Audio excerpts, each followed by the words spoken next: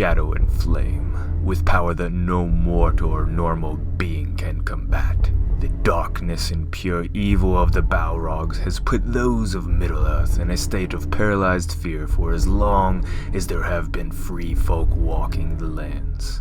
With Shadow of War approaching, which is set to feature a Balrog, I wanted to take you deeper into the lore of these ancient demons. Let's get to it.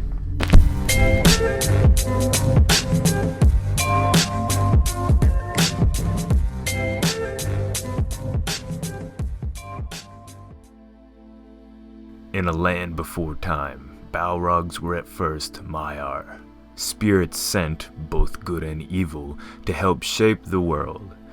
Wizards and Balrogs are both Maiar, so the two counterpart each other and are vastly identical in terms of great power. The Balrogs were soon asked to join forces with Melkor, the first Dark Lord of Middle-earth, and they did not decline. They first shadowed the dark, deep halls of Utumno, the fortress where most of the evil in the land originated from. After a defeat during the war for the sake of the elves, the Balrogs were forced to retreat to Angband, a castle deep in the Iron Hills. Here they dwelled in pits until Ungoliant, the first giant spider, betrayed Melkor. This forced him to shout out, rousing the Balrogs from their deep slumber. They overmatched Ungoliant and forced her to retreat. Soon after, the Balrogs returned to Angband. The most mighty of Balrogs was called Gothmog, and this monstrous creature proved his worth to the darkness as he led a Balrog attack on Fëanor and a small group of other elves. Here, one of the most greatest elves ever, Fëanor, was struck down by Gothmog, and the free world felt the cold shiver of defeat. From this time on, the Balrogs were sent to numerous elf and man cities and strongholds to crush them in the name of the Dark Lord. With Gothmog as their leader, none could stop the forces of Morgoth. The great hidden city of Gondolin's location was discovered, and here is when a sight that would blow your mind happened. The giant, flamingly devilish Balrogs rode on the back of great dragons towards Gondolin. Now just imagine that. But not all went well for the forces of darkness that day. Gothmog, the most powerful Balrog, was somehow killed by Ecthelion, Lord of the House of Water and one of the most fairest elves in the land. Just as when Gothmog was about to end the elf's life, he made a heroic sacrifice and leaped into Gothmog, forcing the two to fall into the Fountain of the King, killing them both. Soon after, another powerful elf named Glorfindel fought yet again another Balrog.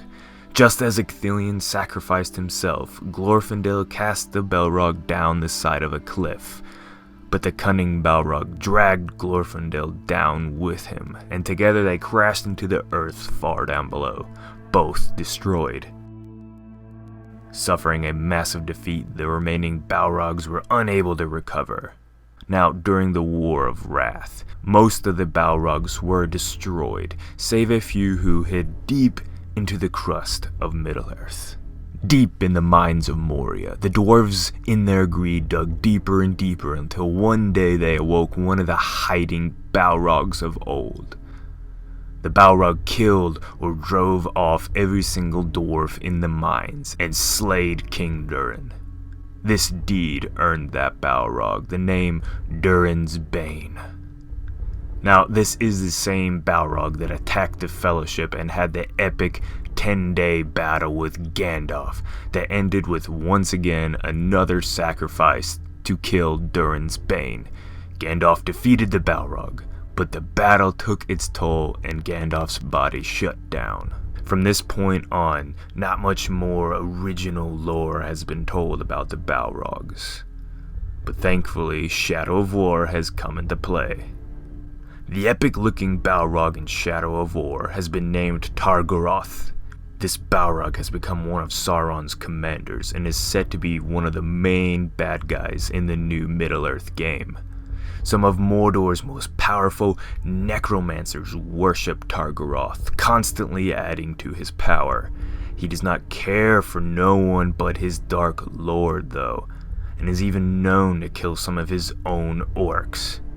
He is the only Balrog to choose to serve Sauron himself, and not their former master Melkor or Morgoth. He and Durin's Bane are the only remaining Balrogs after their defeat during the War of the Wrath. But will he suffer the same fate as the rest of his kind? My guess is probably so, but that doesn't mean I am any less excited to witness him in the final game. The Balrogs are one of the most iconic and well-recognizable fictional fantasy evil characters ever, and for good damn reason. They represent evil, corruption, power, and even being badass. They look cool as hell. So I wanted to ask you guys about Tar-Goroth, and how you think he'll play out in the Shadow of War. You know, what do you think his purpose is going to be in the game? Obviously you're going to be fighting him, but give me what you think he's actually going to, be in the game. And if you guys like this lore, please put down in the comments what you would like to see me, or maybe even Alistair, do next. We're super close to 1,000 subscribers, guys, so that is awesome. It's been a fun few months, and we're just ready to keep on going. The game, Shadow of War, is about to come out, only a few more weeks, so this is going to be a good time, brothers and sisters. Alright, this has been Jacob.